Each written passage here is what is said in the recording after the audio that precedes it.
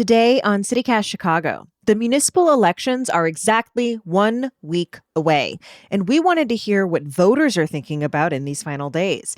Lead producer Carrie Shepherd and I went to a ballot party hosted by the Triibe on the Near West Side to find out. It's Tuesday, February 21st. I'm Simone Alicea in for Jacoby Cochran, and this is what Chicago's talking about.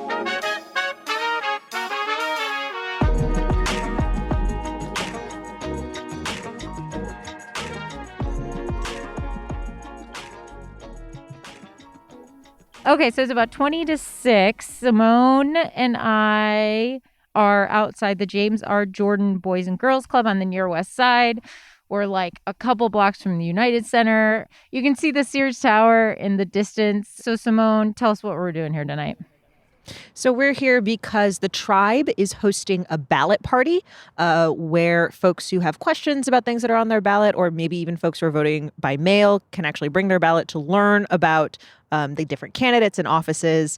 And we're going to talk to some voters about what they're thinking, how they're feeling ahead of the February 28th election. Totally. So we've been talking every Tuesday for the past few weeks. We've been talking about the mayoral and the aldermanic elections. And we're just, what are you expecting, Simone? We're expecting kind of a younger crowd, yeah? I think a younger crowd. The Tribe is, if you're not familiar, you should definitely get familiar because they're great.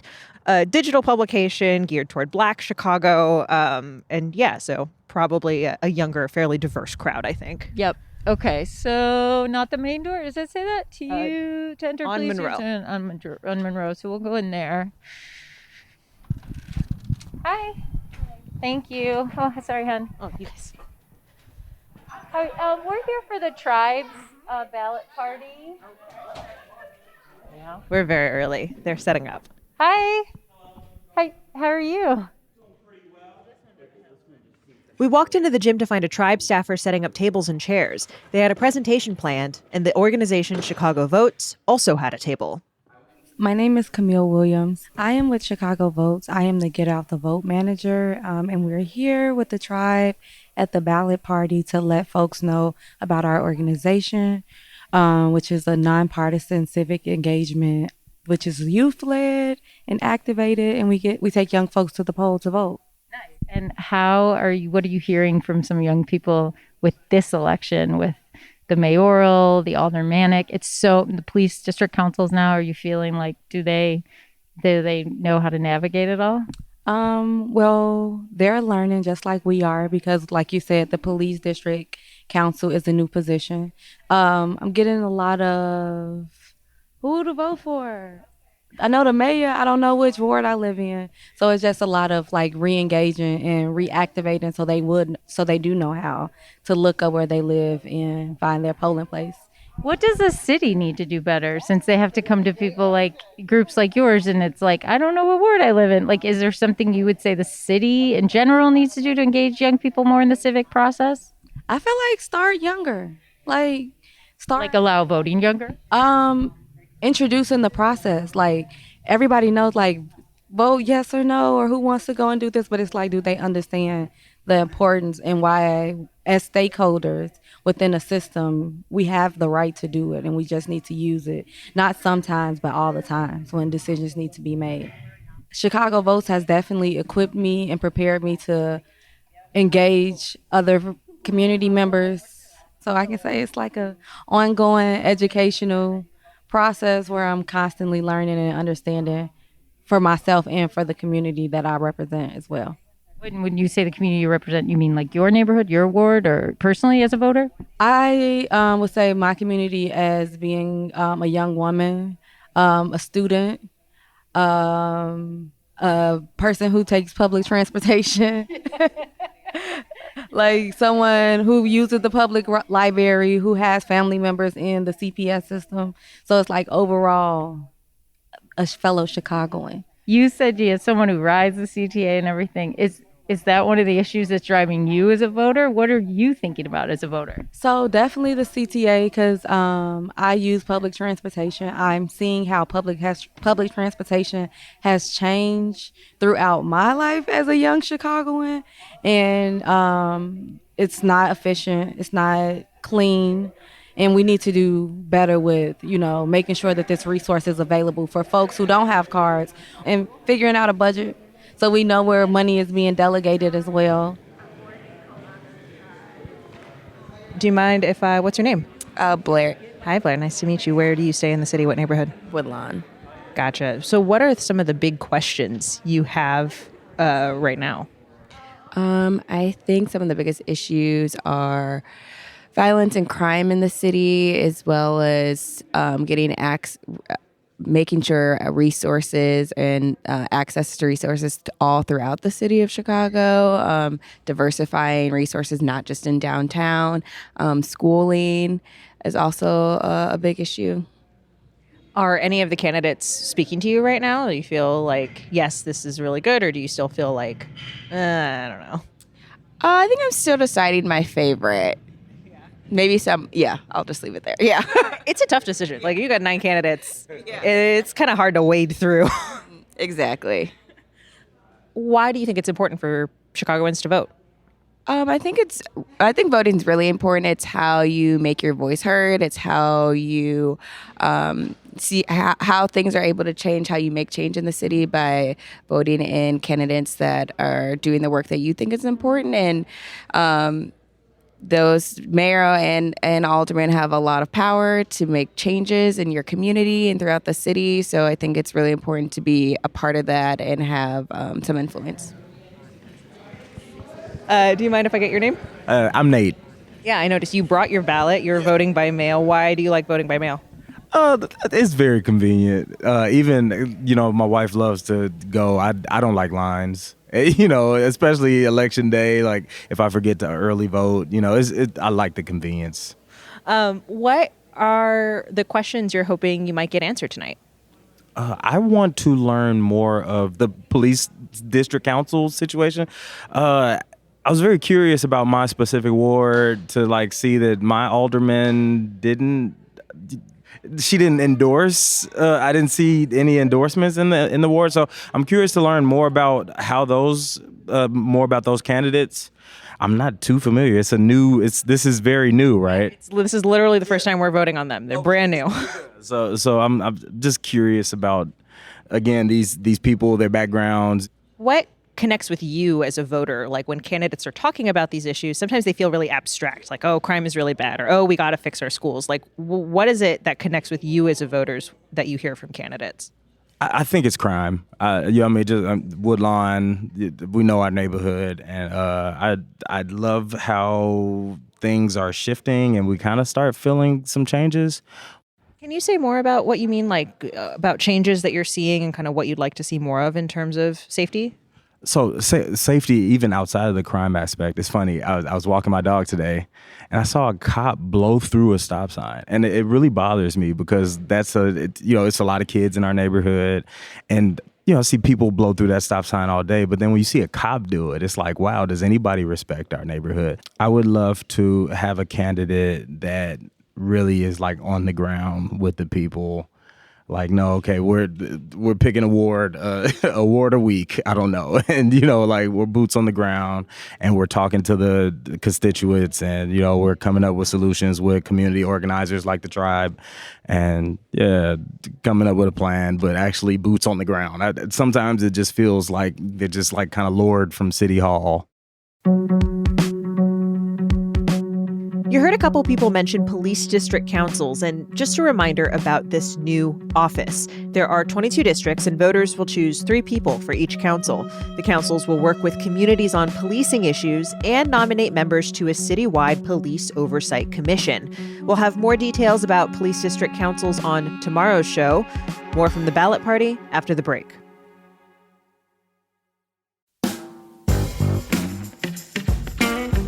Have y'all seen these egg prices? Yeah, I'm talking about $7 a carton. And then we got rising rents on top of that. It's just too much.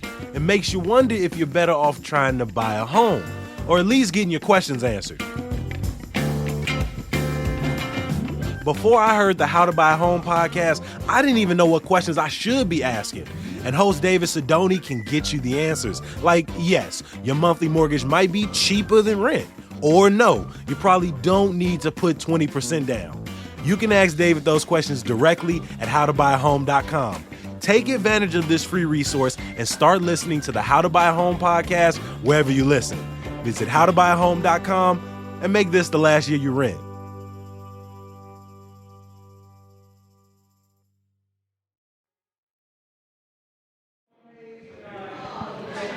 My name's Simone. I'm with CityCast Chicago. We're a local podcast. We're here talking to voters. CityCast is how I heard about this, yeah. Oh, really? Oh, very cool. I love that. Do you mind if I get your name?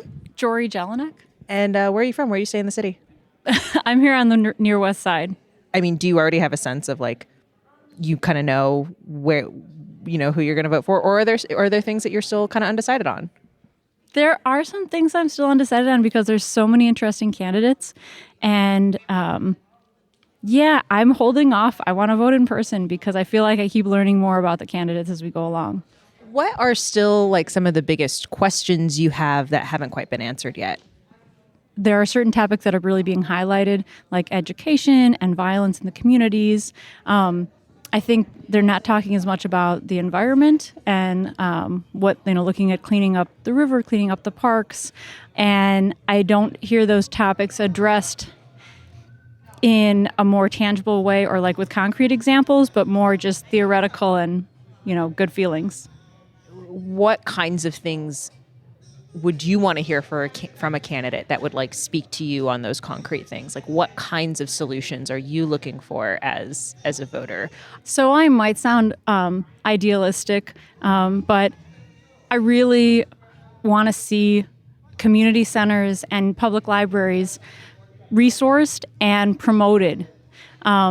I think they can be, sometimes the resource is there and it's just underutilized or underfunded.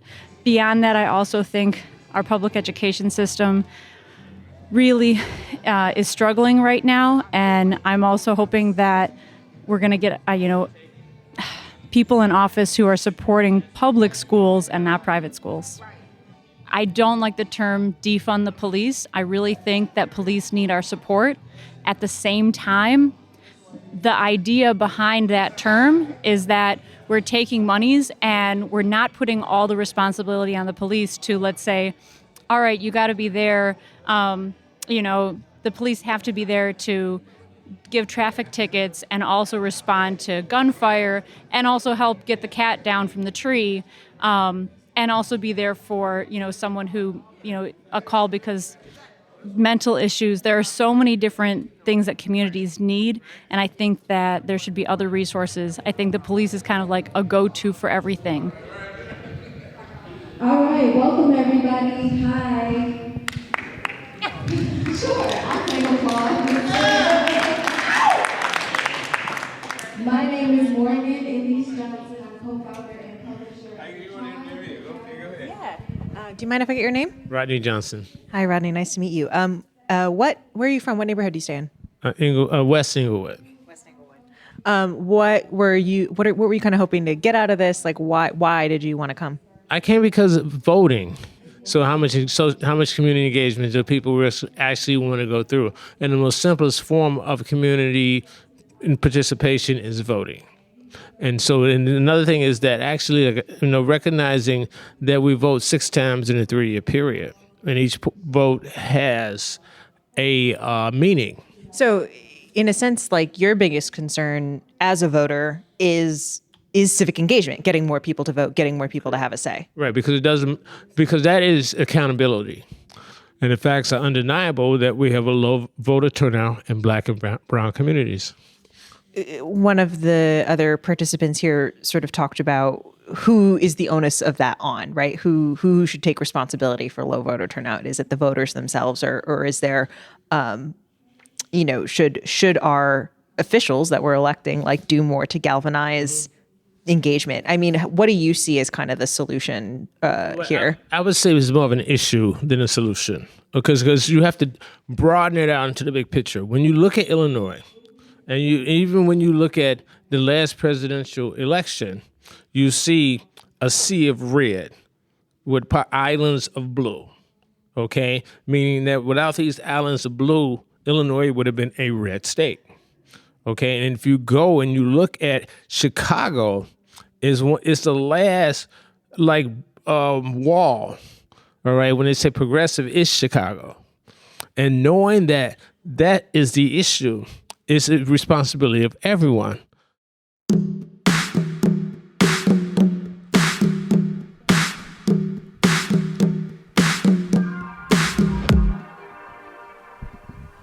Okay, 8:22. We are leaving the James R. Jordan Boys and Girls Club. So we've been at the Tribe's ballot party for a few hours.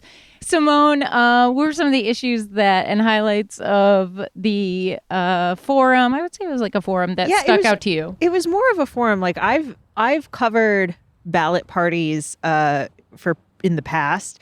And it's usually a little more docile. It's usually like more personal. Everyone kind of sits at a table and literally fills out their ballot and asks questions. Yeah. This was more of like a forum. People were kind of talking.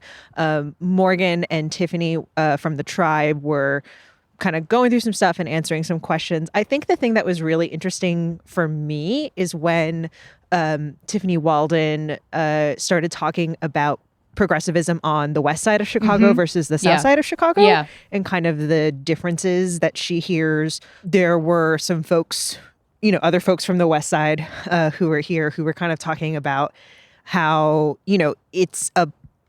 there's a lot of disenfranchisement in that part of the city. Like people feel like, what is the point of voting? What's the point of getting involved? Yeah. If the same people are getting elected, we're still not seeing change. And so that was sort of really interesting, I think, like really interesting and raw that you don't always hear. The crowd too, our assumptions were a little wrong. It wasn't totally younger folks. There were some older folks there and there were a couple older gentlemen who had they were talking a lot about how people don't show up to vote. And then there was also a woman there who, we should be clear, is working with mayoral candidate Brandon Johnson's campaign.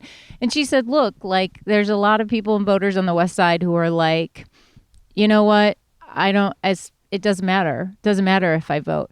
But there was a lot of conversation about, and this was a good question that Tiffany and Morgan raised, do people know who their aldermen are? Yes.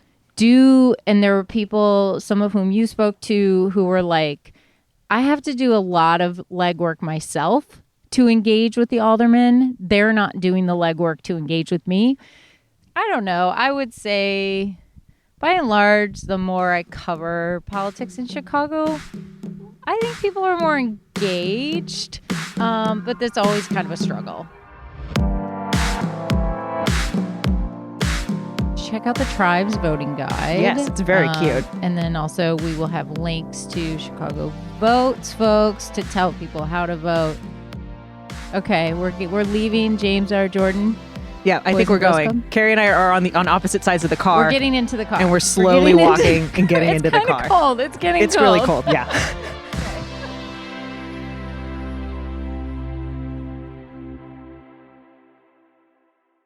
Before we let you go, a little bit of news. Here are some things that are happening this week. The Chicago Board of Education meets tomorrow. That's at 10:30 a.m. at CPS's office in the Loop. The Salvador Dali exhibit at the Art Institute is now open. It's the first show at the museum dedicated to the Spanish surrealist, and it runs through June. The Bear starts filming in Chicago this week, so look out for Carm, Sydney, and the other characters from the hit TV show. And if you happen to see any of them, maybe snap a pic. Send it our way. Text us at 773-780-0246. And some good news to get you through. You can see Jacoby at Karaoke Storytellers Open Mic Night at Brando's in the Loop. That's tomorrow night at 7. Plus, Jacoby is back in the host chair tomorrow. We'll talk to you then.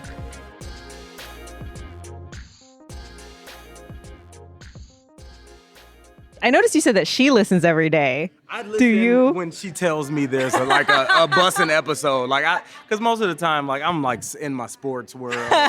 We just did it with Benny the Bull. We were did a whole game with Benny the Bull. She and Jacoby, they went. It's awesome. It's 22 minutes of pure joy.